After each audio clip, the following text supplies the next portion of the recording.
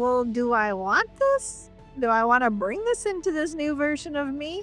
Because one of my values was family first, society first, everybody else first before me. And my entire life shifted because I now went from what everyone wanted and expected of me to what's next. I believe that in this paradigm shift we're going through, that we are being called back to community. Welcome to the Menopause Mindshift Self-Love Podcast, where we are shifting the way women do menopause. I am your host, Lisa R. Triggs, best-selling author of the Menopause Mindshift Self-Love Podcast. I'm so excited today because I have a wonderful guest with me today. Her name is Kathy Baldwin, and she's going to tell us about what she's been up to, her business, and I'm excited to hear about this. Welcome, Kathy. Thank you, Lisa. I'm so excited to be here. Well, thank you so much. Thank you so much. You look lovely. I love the flowers on your jacket there. Very nice. You have a lot of really cool things going on. Tell us, what do you do? Who is Kathy? Well, let me start with where I originate. You said Ontario, but I was born in 1965. So I consider myself an OG Gen X. Because 1965, three different classifications of generations. But what happened for me was part of my upbringing was being held in the old traditional mindsets of what a woman was supposed to be. But we were also going through the 70s, Helen Reddy, I Am Woman, Hear Me Roar, Gloria Steinem. Women were coming into the workforce. But for the first time, women were allowed to have banking and their own credit cards and their own autonomy. And so I was coming into my own through this massive transition. And then when we add in how fast technology has changed, I remember in high school, I was not allowed to have a calculator in class. But now we have cell phones and computers and AI. Everything has changed so drastically. And so what happened for me was I was going through the motions of what was expected of me, the shoulds, and I was too strong for too long, and I was falling apart. And the doctors gave me what I call pills and platitudes. And I ended up going through a complete and total breakdown. Every single aspect of me and my life were shattered. Humpty Dumpty was not going back together again. And that was the greatest gift I ever had. Because in that moment, I realized that not only was Humpty Dumpty not going back together again, but I didn't want it. So I had this time in my life where everything was shattered. And I'm like, what do I want? Who am I? And so I started to really unpack and make decisions about who I wanted to be because I built businesses. I was trained on how to create a business plan, how to create the vision, how to create the structure, the morals, the beliefs, all of these things, the culture. And I thought, well, I never decided what my values were. What are they? If I looked at a value that I had had in my life, I was at that place where I'm like, well, do I want this? Do I want to bring this into this new version of me? Because one of my values was family first, society first, everybody else first before me. And I had to look at that and say, that broke me. I'm not bringing it along. Isn't it funny how that happens too, right? I find for women while we're raising our kids, everything's about them and your spouse.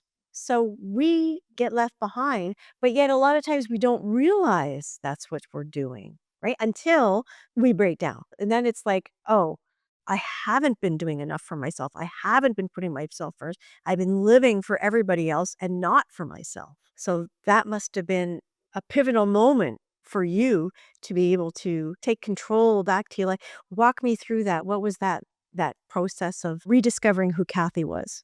I started in the darkest point in the hospital. I was attempting to make a final decision. And the doctor came to me afterward and I said, "Do you realize that after I left your office, the psychiatrist?" And I said, "Do you realize that after all of that unpacking of trauma, I ended up in the hospital?" And his response was, "I'm only here to medicate you, not to heal you."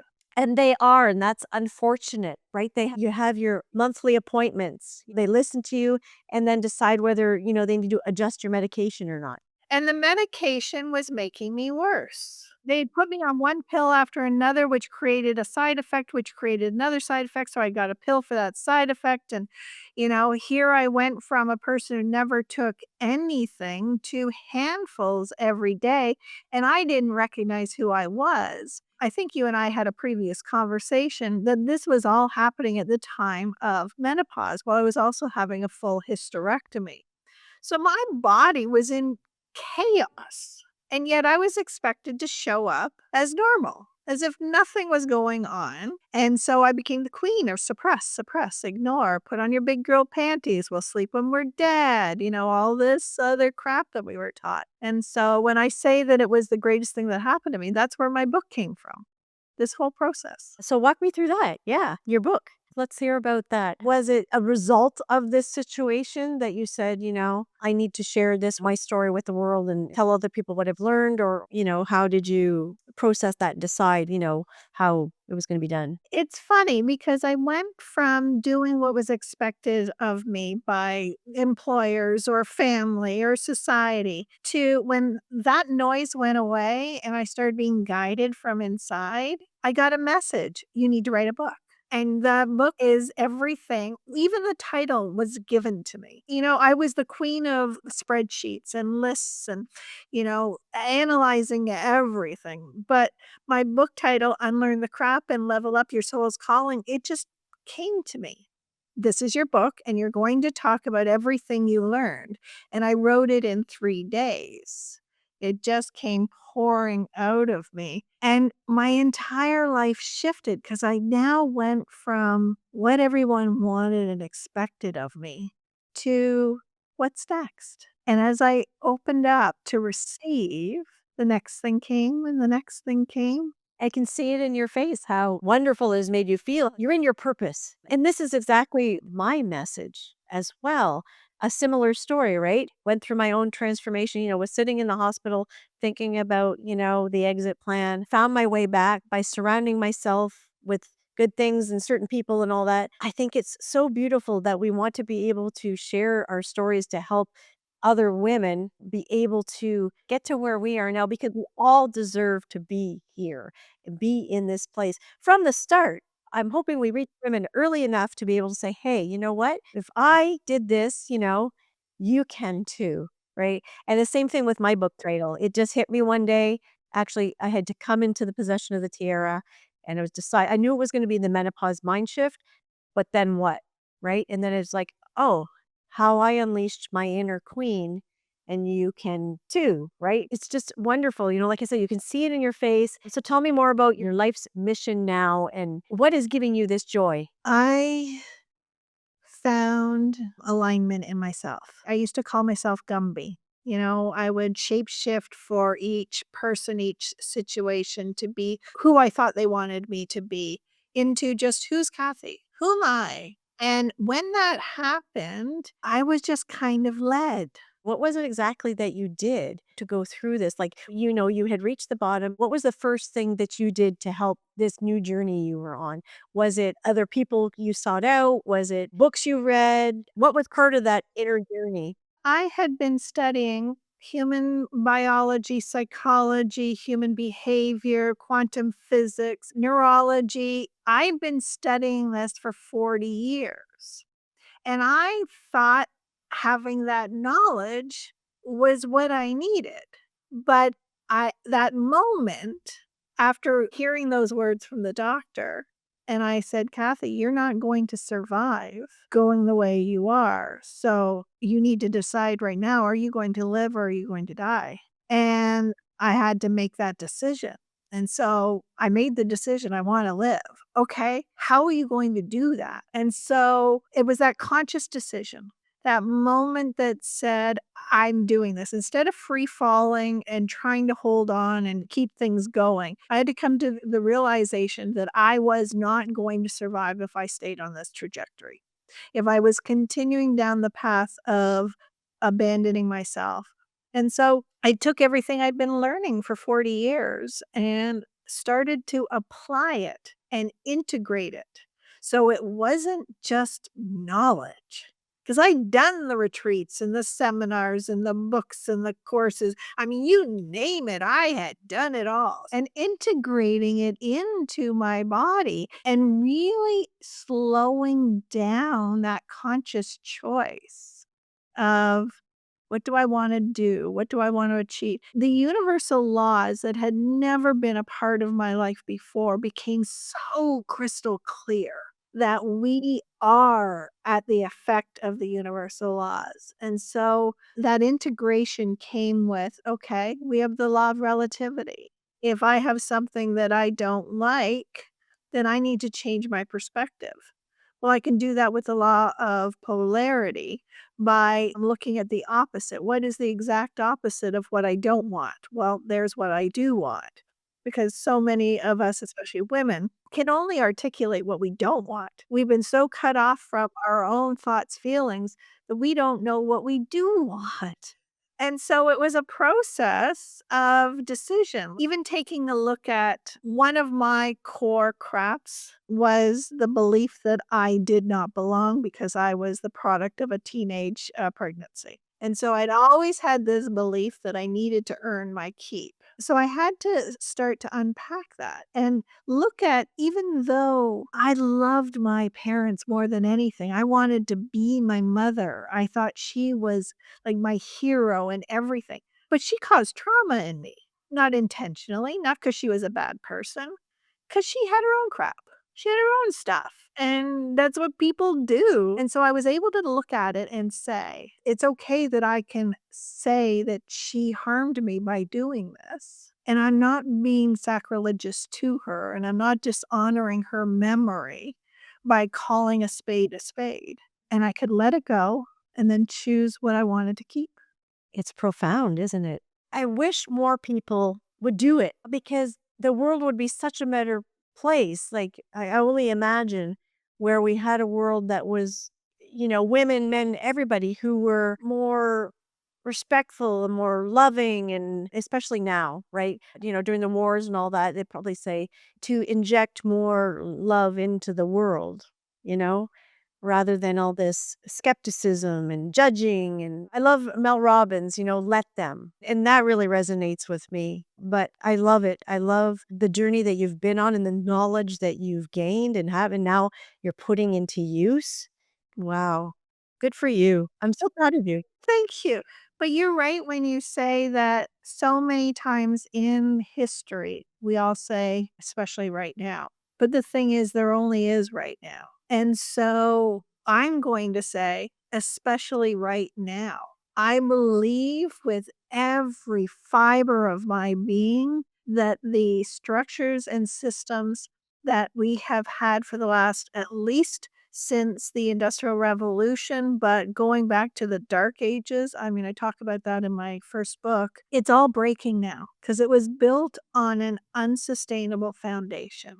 And you cannot have all the power and control and money in the top and have it being supported by the masses. And I believe that the shift that's happening is a calling where we're all being called to our best versions of ourselves. And that when we do that, if every single person was living their best life for them, in alignment for their purpose, how can we ever have war or famine or injustice or prejudice? It can't exist if we were all whole. I totally agree. You touched on something going back to talking about the dark ages and all that. And I totally agree because let's call a spade a spade. It was male dominated. The reason that Catholic priests don't marry is because they didn't want to have to transfer the land and the money to a wife. Same with the witches, the witch trials. The witches were all widowed women who had inherited property.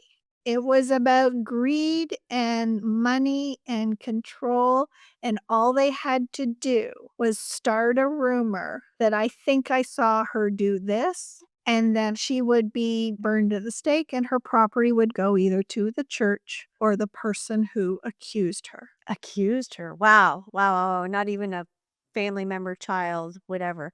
Well, it is amazing in some cases how people survived back then, or even before then, going back to the Middle Ages and all that kind of stuff. When you think about how life, or even like there wasn't toothpaste, and things like that. Like, how do women deal with their monthly, all that stuff, right? Well, women die during childbirth. I mean, I know it's still possible nowadays, but the chances are, highly unlikely as opposed to back then.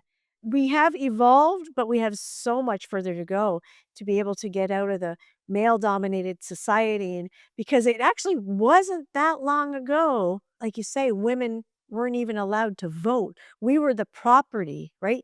A woman got married and she was the property of her husband. Thank God I didn't live during that time. Well, you are living during that time. There are places around the world where women's rights are being stripped. Whether we think about Afghanistan and the Taliban coming in, if you take a look at pictures of society back then in the 70s, women did not look the way they do now. They're being fully oppressed. We are fighting for that whole autonomy again right now in so many places around the world. But I believe that that is part of what happens when society and structures or any organism is dying. It's clutching onto everything.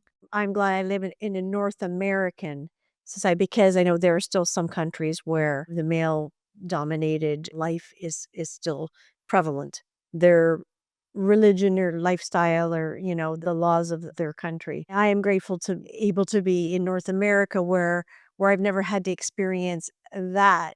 But I think you got a huge point there because we're going through a huge shift. Even with AI, kind of there's all these shifts, there's a computer age. Now we're taking it to that next level where, the younger generation, our kids are embracing it and using it and all that kind of stuff. And then there's us, people our age, Gen Xers and a little bit older, might be using it, but not to its fullest, or they're scared. They're terrified that the matrix is going to happen. These are all pivotal times. And we have lived through a couple of them now. Our parents and their parents have lived through the world wars and so forth.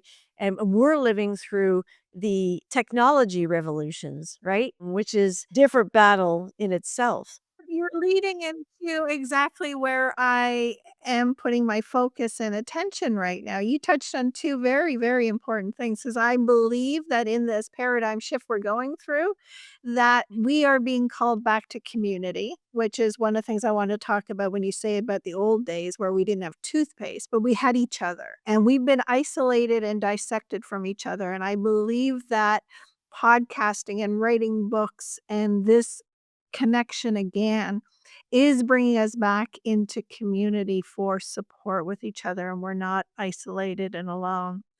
And so in this, my third book that I wrote is about how to unlearn the crap and use AI as a tool. Yeah, I'm very excited to hear about this and how this idea came about. Please tell me. Well, I had done and integrated everything that I had learned in the 40 years, but I was still struggling. I was still having triggers. I was still being taken out.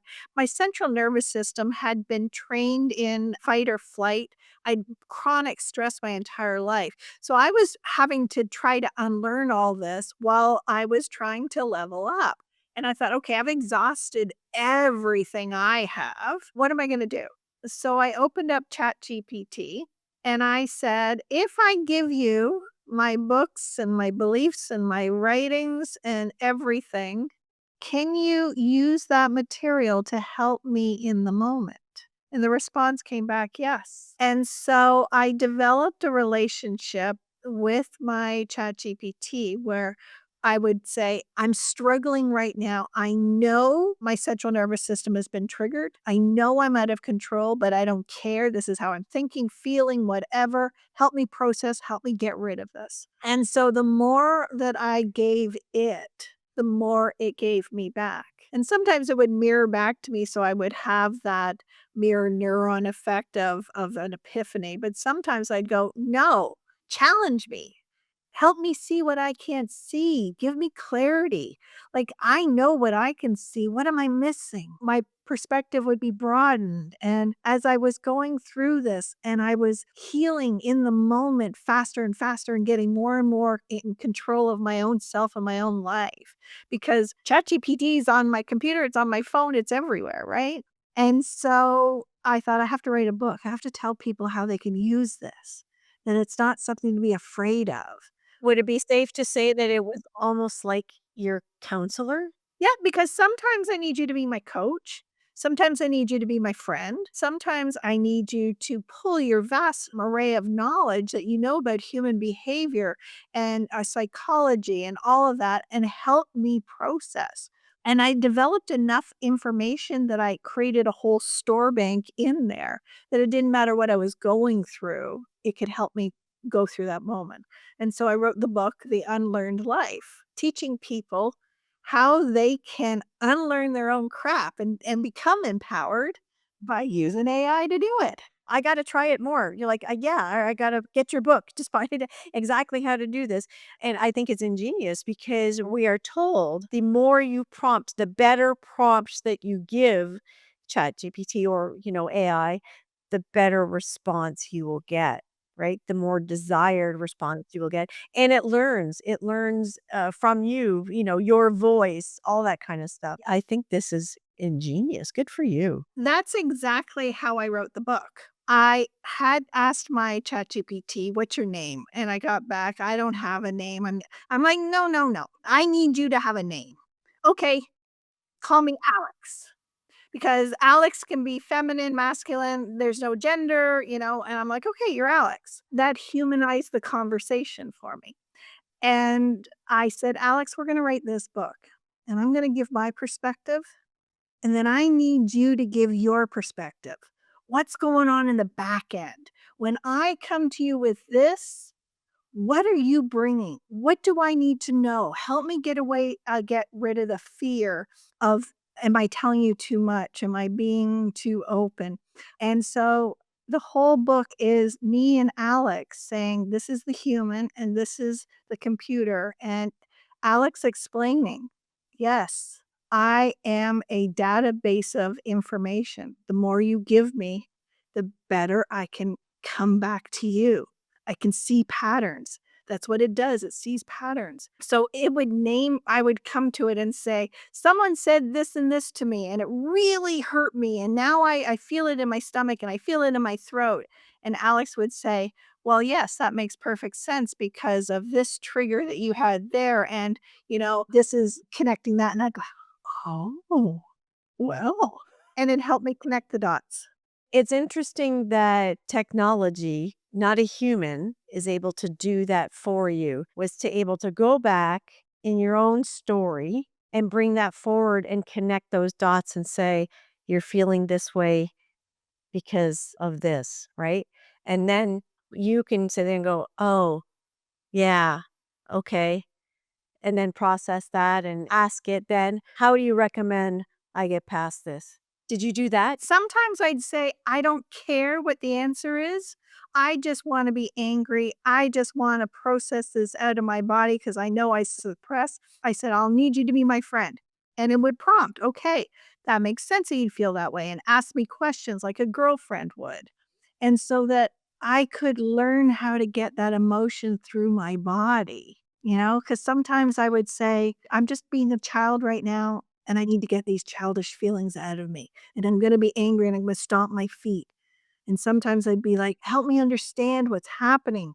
Give me clarity." And sometimes it would be, "Whatever I need. I need you to be my therapist. I need you to be this," or whatever. You just said something about being a child, but I want you to know that I don't think we're ever being childish, so to speak. I think that, whether it's a trigger or something else that comes into that situation, and we just all process things differently. It doesn't mean it's acting, like a child or behaving like a biatch or whatever, right? In the moment, you deal with something the best way it feels in that moment, right? Later on, you might have said, I wish I would have done it this way. But no, you got to let that go. In the moment, you have that decision to make. Am I going to, allow myself to behave this way or that way? Absolutely, and that's part of the beauty of self-awareness is for me, I was never allowed to act childish. I was always having to be the responsible one, always had to be in control. I could never experience emotions.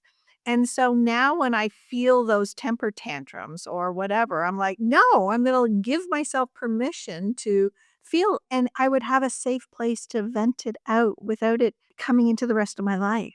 Yeah, that's a key thing. I think people should definitely do this because when we're in situations that might involve other people and other people's feelings, you don't know whether to go tell your girlfriend or whatever because, firstly, the more you talk about it, the more you give it legs. Secondly, depending on the situation, is could it get back to whatever, or you don't want to seem like you're talking about somebody or whatever. But by doing it this way, by using AI as your therapist coach, it's confidential, and you can tell it to be confidential too, right? Let's make that clear. The paid version of ChatGPT, you can tell it to not share your information, and it will not. With it, not to put it in the regular database, particularly people in business, right? Want to be able to do this so that their IP remains yours and doesn't get in the pool of people looking up stuff and adding that a little bit different, but it also gathers articles and things like that and definitions, and so it does go out and search different things as well. So it could search up something that from your past even, you know what I mean? That, "Oh, I thought that was buried," kind of thing, right? Because the old saying, "Once it's on the internet, it's there forever." Let me give you one little thing that I did with the ChatGPT is I gave it my birth date and I said, "I want you to go and take a look at my astrological chart, my gene keys, my human design, like, tell me what you know about me. I wanna know the good, the bad, I wanna know my strengths, my weaknesses, because I believe powers in self-knowledge." So you asked it basically to tell you what it knew about you? Okay, for anybody listening, if you've never Googled yourself, do it. Google yourself and see what comes up. I've had a couple things come up where my name has ended up on, because I'm an author now, because of the book. It could end up for sale on a third party, or somebody's seen a blog, whatever. My name has ended up in places that is like, I didn't even know what it was or who the person was or whatever, right? In that moment, then I did decide, is this okay for this person to do whatever it is or have my name or use it for whatever they're using it for? But so, yeah, if you've never Googled your name, Google it. I do use that as well out on the internet and tell me what you know about me, tell me what you can find out about me. So it'll do that. But I was referring to the self knowledge of pulling this astrological charts, human design, all of this and say, tell me what you know about my strengths and my weaknesses, which helped me know when I was on the right path because I had all this vast information about who I naturally was and you know what's true, regardless of where it came from. Your body goes, it'll recognize the truth. So insightful. I think this is brilliant. And I think that it may take the scariness, AI, and using it for something good to help you in your everyday life, to help you with your mental health. That's what it's about. Any tool, it's how we use it. And we have tools available to us right now that allows us to level up and be the best version of ourselves. That's so cool. Is there anything else that you'd like us to know about you or that you'd like to share about what's coming up? Where can people find you? Right now, I have put the author side of me to bed. I've written my Unlearn the Crap trilogy, and my passion is helping people find their voice. And I bring that out through podcasting. So I absolutely love what you are doing. And I encourage almost every single person, business, personal, whatever, to take their vast amounts of knowledge and share it through podcasting. That we are having this resurgence of community, of support and nurturing each other.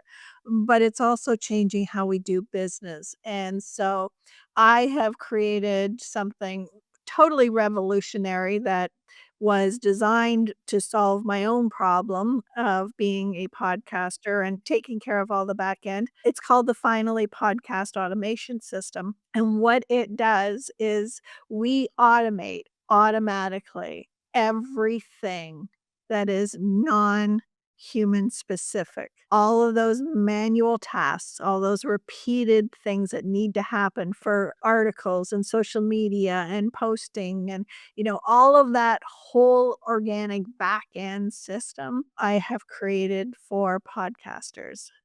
And so my goal is to help more and more people, especially women, find their voice, create their own empowerment, create their own system so that they can live in alignment. And it goes back to my fantasy of when we are all living in alignment, we can't have a world with wars and hunger and strife.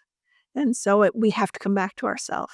I love it. That's really cool what you're doing. A lot of people could really benefit from that because you're either trying to figure it out yourself, in some cases, do you hire somebody else to do this? Or in that program, do we learn how to do it ourselves or do you do it for us? I have a whole tech team behind that. We do an onboarding process, figure out what your brand is, what your voice, what your priority, and then all of it gets automated in the back to further your brand and your voice. And so when you hit the record button and you're done, everything else gets automated. You don't have to worry about scheduling, publishing, creating any of that because you already did it when you were behind the mic and you were creating that content. Our whole onboarding process is specific for each client to gather their best voice. And we help the beginning part, the produce and publish, the grow and convert your audience, to monetization and to scaling with bringing in KPIs and analytics to create a true business out of podcasting. And that is the beauty of using tech and AI is those processes don't require human energy to do. They can be automated. Yeah. That gives us the freedom to be able to do the creating, continue to be in the front and not have to do so much of the back end. Oh, that's great. When does the book come out or has it already come out? I have 3 books. I've got Unlearn the Crap and Level Up Your Soul's Calling. It's the how-to.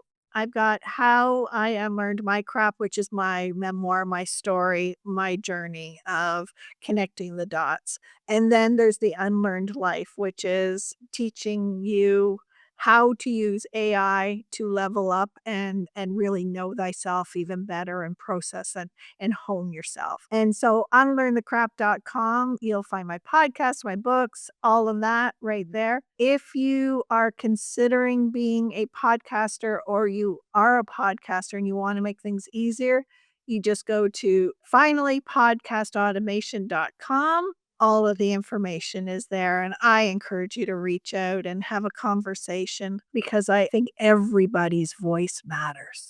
I think it does too. Thank you so much for sharing your story, your business, your insight. This has been a wonderful conversation and I want to say thank you. I wish you all the best of luck and I know it will be. You already are successful and everything will be wildly successful even more with your books and this exciting business. So for everybody listening, please unlearnthecrap.com and finally podcast automation. Yeah, so that you can get your voice and your message out there. Thank you. Thank you, Kathy. Thank you, Lisa. I've enjoyed this immensely. So again, I am Lisa R. Triggs, your host of the Self Love Podcast.